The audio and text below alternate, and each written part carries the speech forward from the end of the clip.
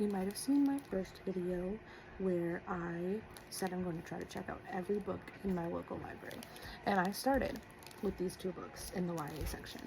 An Attack on Titan official novel about a royal young woman who goes and works on the garrison and learns a lot about the people there and herself and overcomes all sorts of adversities and stands up for herself. I really like this book. I really liked Attack on Titan. And there's not a lot of characters from the original content though. Like, this is mostly original characters outside of the story we see in Attack on Titan. We see, I think, Commander Pixis, and then she references Eren, but never says his name, and it's only referenced twice because the Battle of Trost is at the end of this book. So this is like while Eren's in training, I think. And then this book follows a young man, I believe in high school, whose mom has left. He's been in foster care. He lives in a very poverty-stricken area that's full of junk, and they call him Junk. And it's about him kind of finding somebody who is actually nice to him and finding out stuff about his life before he got to this moment. And it is very interesting. And there's Goose. He wanted to meow earlier. It was a different video, but whatever.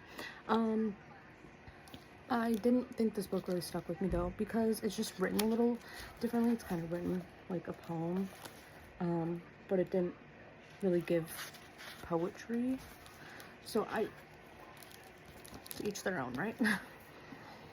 And I'm gonna go to the library later today and check out more books. So I headed to my local library and checked out a few books from the YA section. After I returned the two books I had already read, it was a quick little trip, and these are the two I found while I was there, and I'm going to talk about them now. As I've said before, the YA section is the first section you'll walk into in my public library aside from the large print. And since I don't need large print, I don't check out the books from over there. And I picked up two books that were right at the start of the A's in the YA section.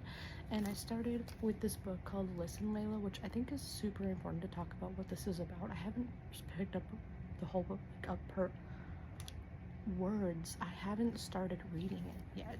I read the back though, and it's about an Australian Sudanese person who hasn't been back to Sudan since they were a young child. And they go back because their grandmother falls ill, and they get sort of stuck in these what is the word? Let me read this. Okay, this is what it says. As political tensions in Sudan erupt, so do tensions between Layla and her family. Layla is determined to not lose her place in the invention team, but will she go against her parents' wishes? And this sounds like very interesting to me. I'm excited to read it. It is by Yasmin Abdel Magied. I'm pretty sure I pronounced that right. So I really, especially with what's going on in Sudan, and if you don't know what's going on in Sudan, there is a genocide happening there, and there are plenty of things that we can do to make a difference, and one of the things you can do is educate people. And when I post this, I will definitely put in my description what we can do for Sudan. The second book I picked up are The Lines We Cross by Randa Abdel Fattah, which is by a Muslim author talking about the two sides of an immigration policy protest.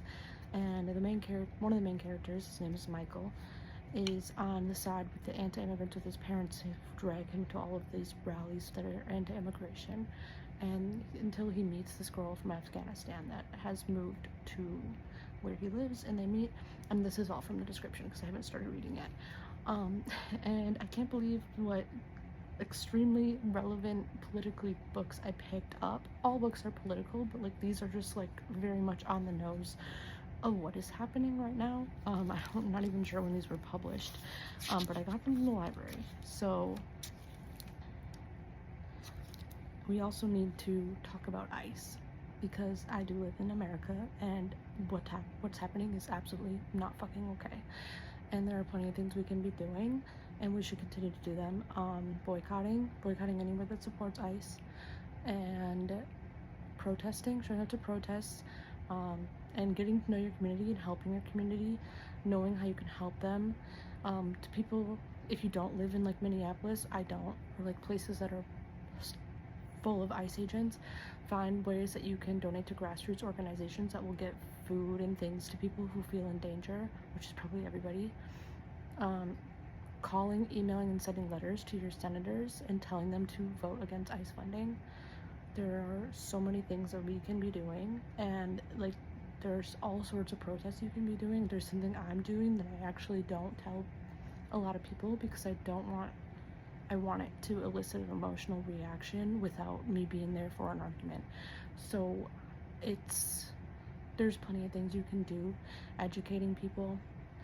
These books are just very much on the nose, and I will also put stuff in the description of where you can go to find what you can do for supporting people and immigrants and abolishing ICE.